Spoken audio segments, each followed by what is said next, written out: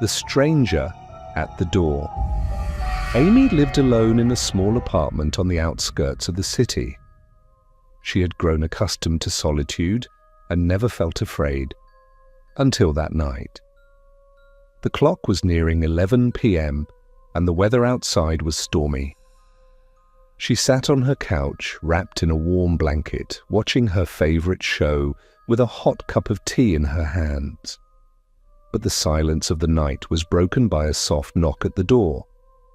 It was faint, barely audible, as if the person knocking didn't want to disturb her. She ignored it at first, thinking it might be the wind or a neighbor at the wrong door. But after a few minutes, the knock came again, this time a little louder, more persistent.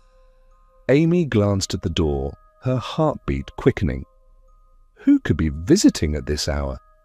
She got up and slowly approached the door, tension rising with every step. Pressing her eye against the peephole, she felt her blood run cold. A man was standing in the hallway. He was abnormally tall, wearing a long black coat, his head tilted slightly forward. But the most terrifying thing was his face, or rather his smile. It was unnaturally wide, stretching from ear to ear, revealing sharp, almost inhuman teeth. But his eyes were even more unsettling. There were no pupils, just an empty white void. "I know you're in there."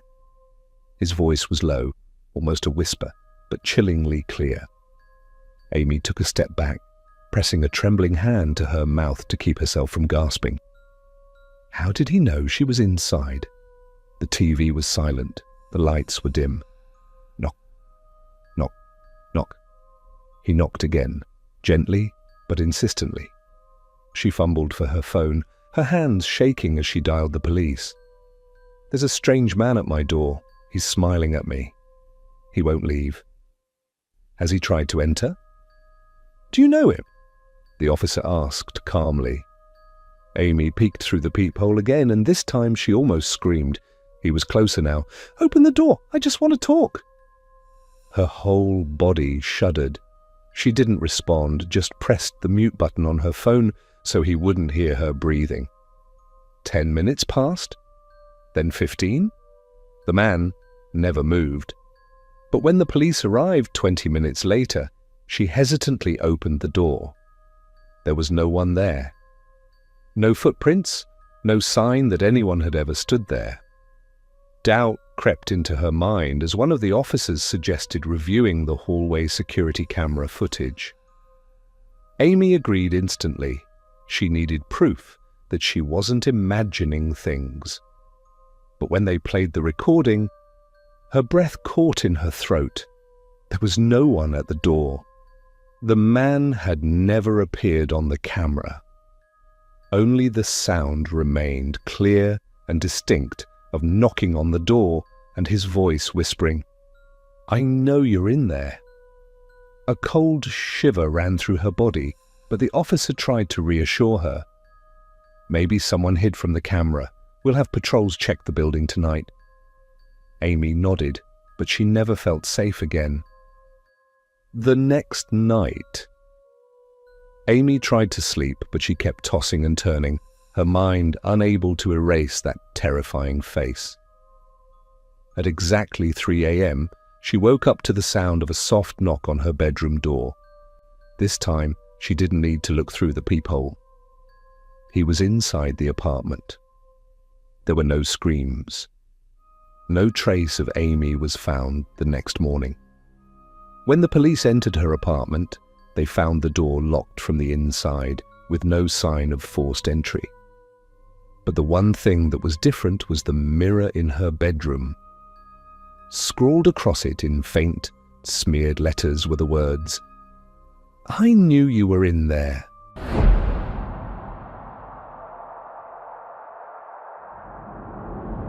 Tunnel of the Children's Screams.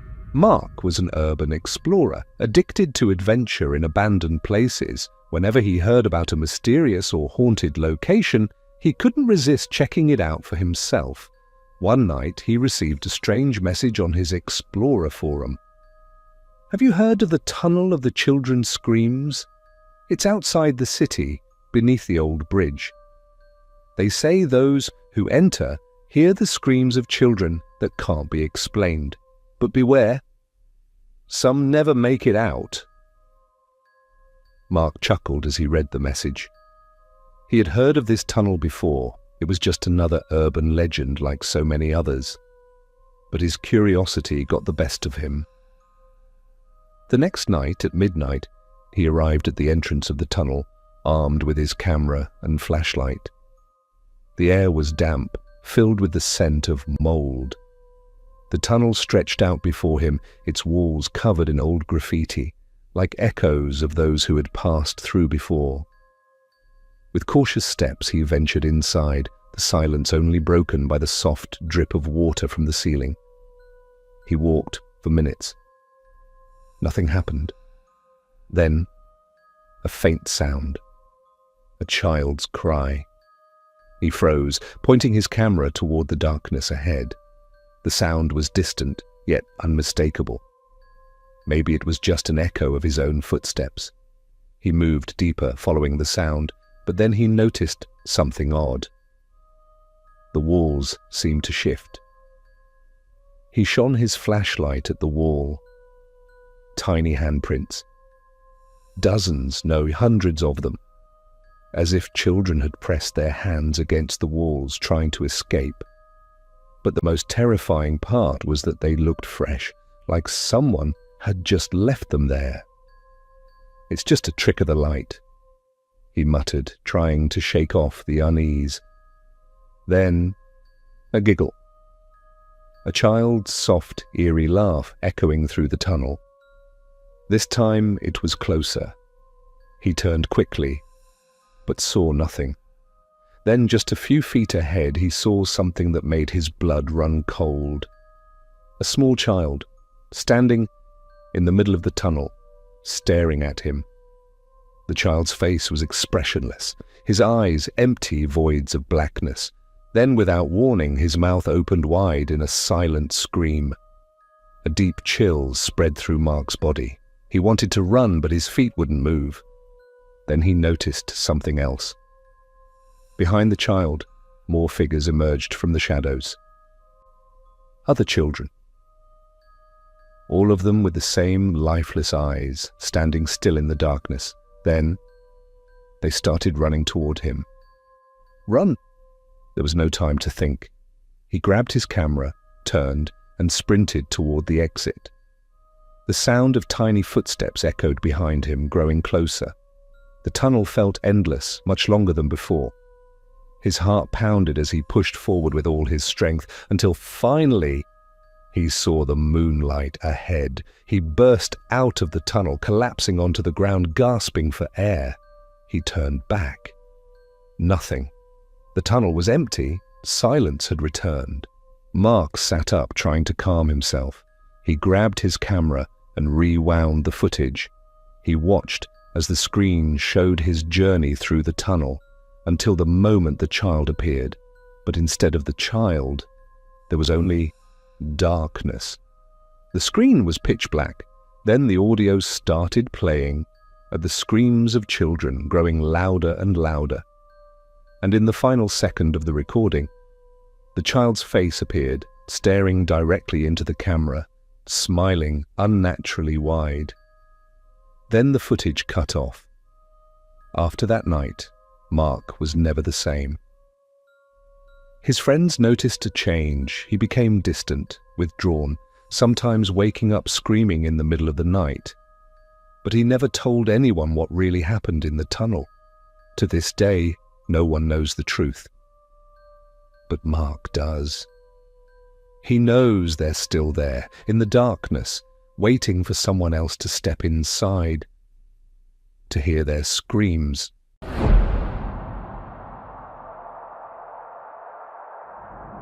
The shadow in the mirror. Ever since she was a child, Emma had always been afraid of mirrors, though she never understood why. There was something unsettling about her reflection, something that made her avoid looking for too long.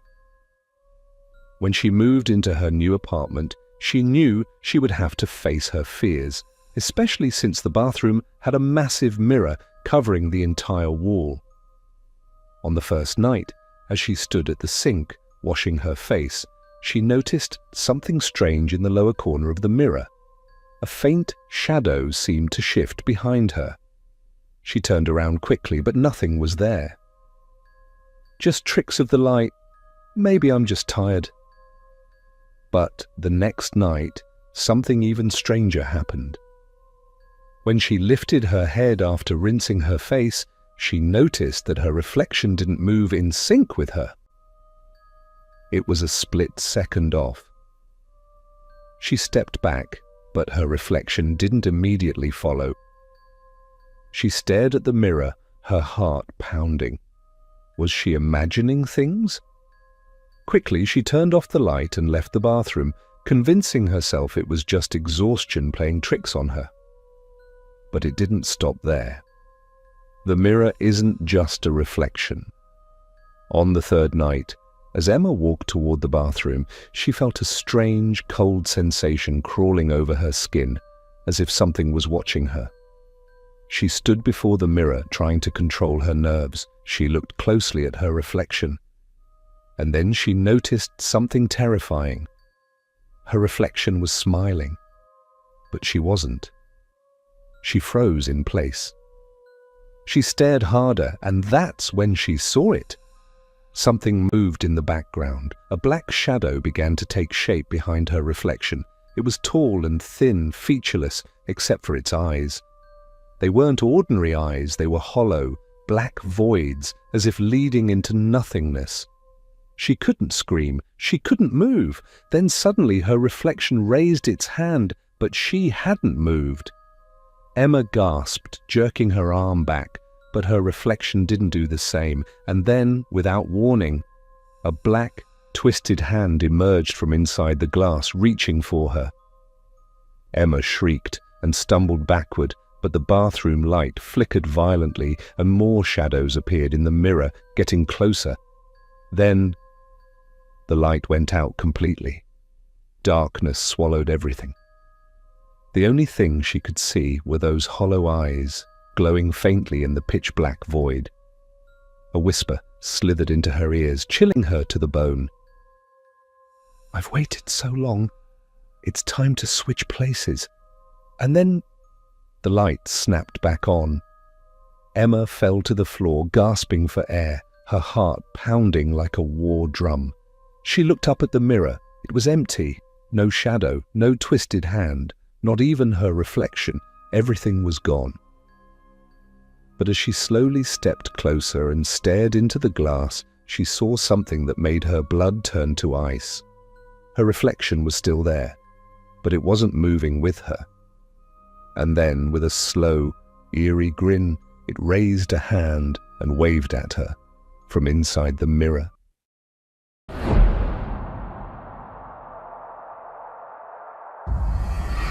The face behind the curtains. When Lisa rented her new apartment, she was thrilled to find a cozy, quiet place at an affordable price.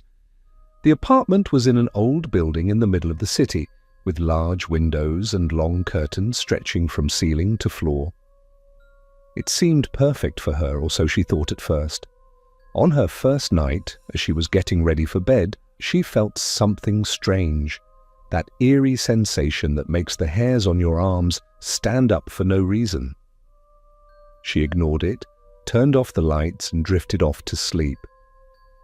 But in the middle of the night, she woke up suddenly to a faint sound.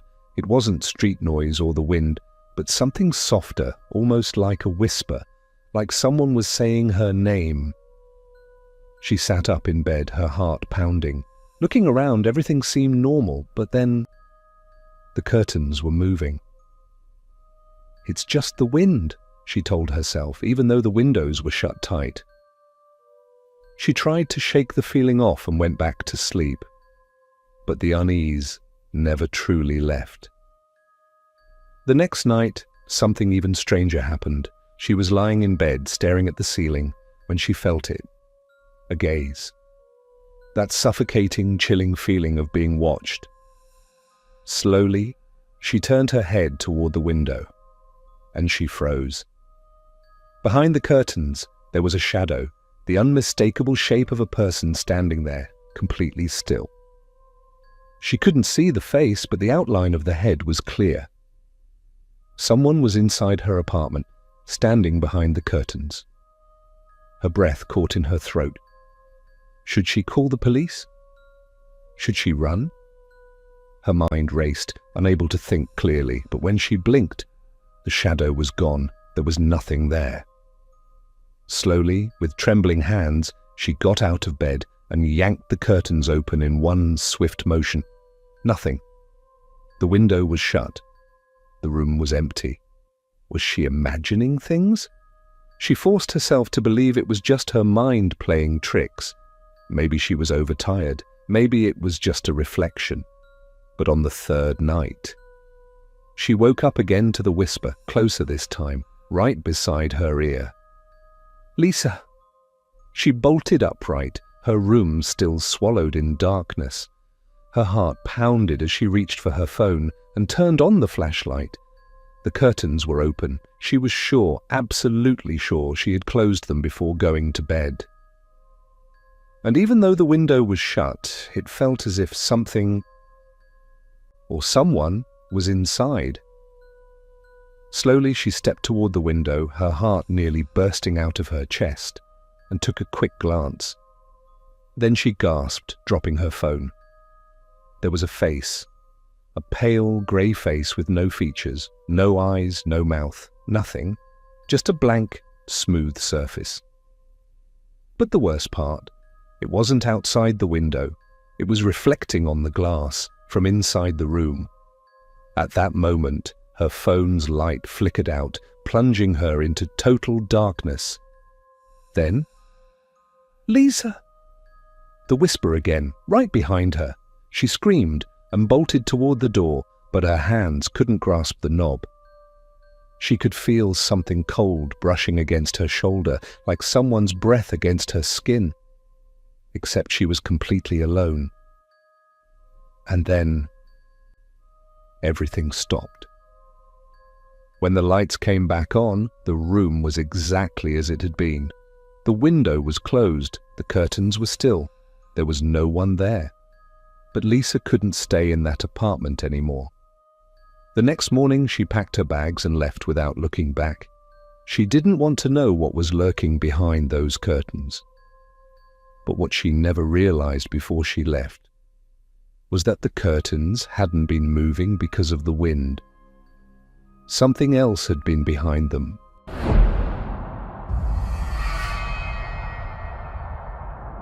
The unknown mother. Lisa lived alone in a small apartment on the 10th floor of an old building in the city. She was never afraid of solitude, but she hated the night because it always made her feel like she wasn't truly alone. One night, as she lay on the couch watching TV, her phone rang unexpectedly, making her jump. Unknown number. She hesitated for a moment before answering. "Hello." There was no response, only heavy breathing, slow and deep. "Who is this?" she asked. But there was only silence, except for the continued breathing. Her heart pounded. Then suddenly a distorted whisper came through the line, barely audible. "I see you." She hung up immediately, trying to convince herself it was just a prank call. But a shiver ran down her spine. She tried to ignore it, but a few minutes later, her phone rang again. Same number. Her hand trembled as she picked it up, but this time she said nothing. For a few moments there was only silence. Then a voice came through, clearer this time. "I'm at your door." Her entire body tensed. She slowly turned her head toward the front door. It was locked, the latch still in place. But then, knock. Knock, knock. 3 slow, deliberate knocks. She froze. She hadn't expected the call to turn into something real. Gathering her courage, she tiptoed to the door, holding her breath. She peeked through the peephole. No one was there. Her hand hovered over the doorknob, torn between opening it and retreating, but she convinced herself it was just a stupid prank. Sighing, she turned back, unaware that her nightmare was far from over. When nightmares become reality. That night, she couldn't sleep. She kept hearing strange noises, whispers in the darkness, the faint sound of movement as if someone was inside her apartment, even though she knew she was alone. At exactly 3 a.m., her phone buzzed again.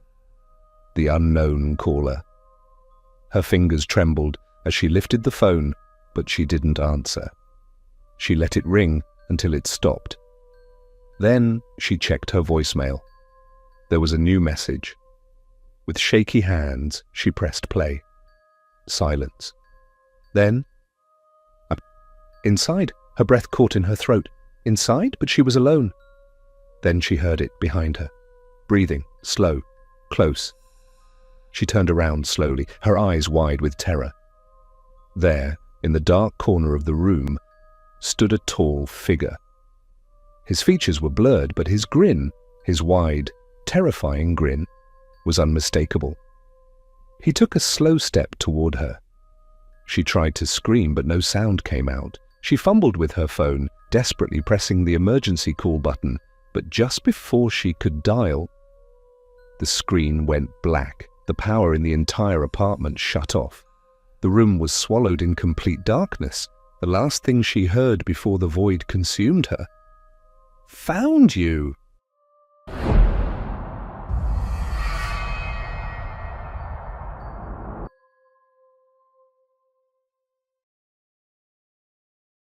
The Man in the Corner, A Strange Beginning. Emily moved into her new apartment in the middle of autumn. She was looking for peace after a difficult period in her life, especially after her mother's sudden death. The building was old, with high walls and cracked ceilings, but it was affordable and in a good location. When she first entered, she noticed something strange. A corner in the living room that never seemed to get any light.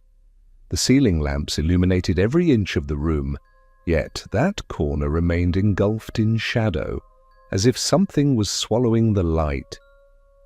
At first, she thought it was just a trick of the lighting, but over time, she realized that it wasn't normal.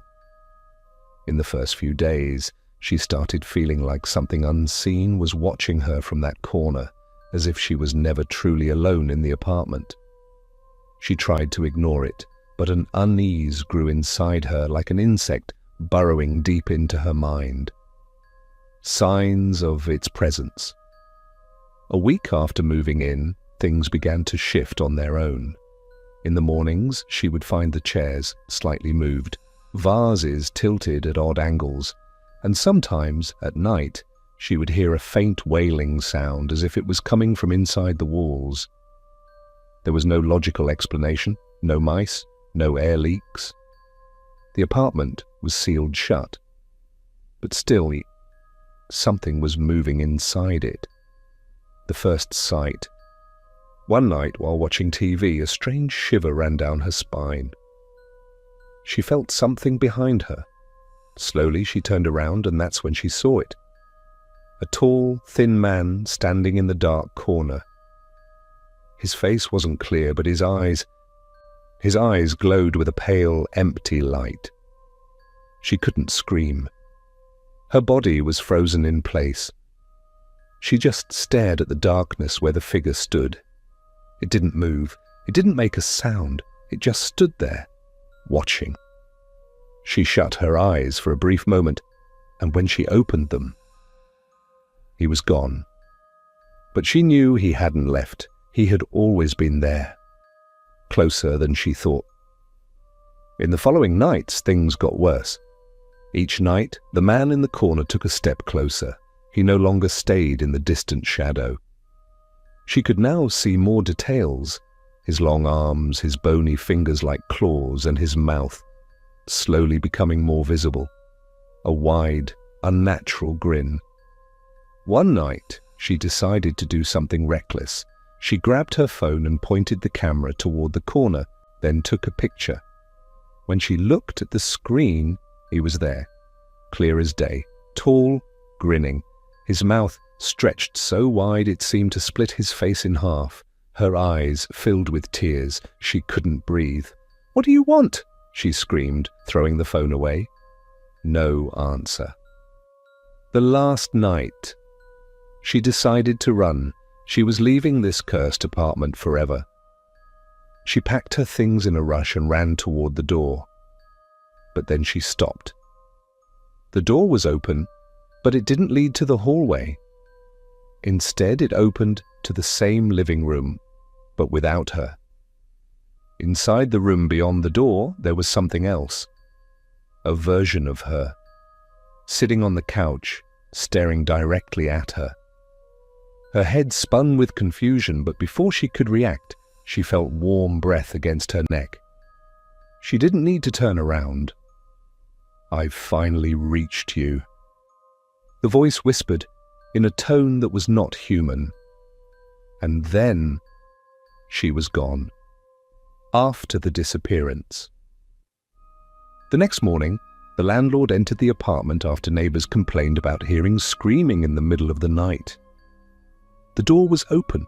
Everything was in place. No signs of a struggle, no indication that anyone had lived there at all. But in the dark corner, there was a black stain on the wall, as if someone had been standing there for years, leaving their mark forever.